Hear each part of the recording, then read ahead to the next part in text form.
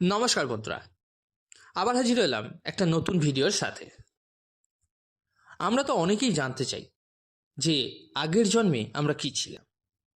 চলুন আজকে সেই বিষয় নিয়ে আলোচনা করি।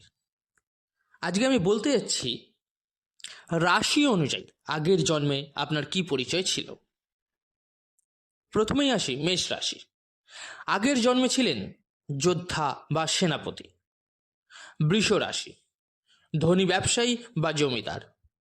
মিথুন রাশি, দূত, লেখক বা গুপ্তচর। কর্কট রাশি, মা, সেবিকা বা বলতে পারেন পরিবারের রক্ষক।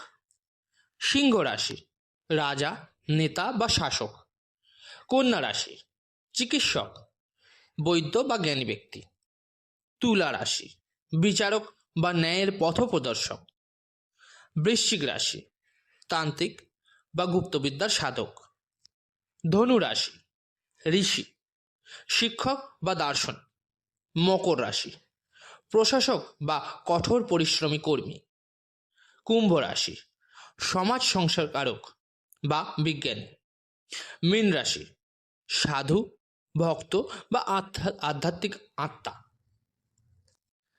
আপনার রাশিটি কি কমেন্ট করে কিন্তু অবশ্যই জানাবেন।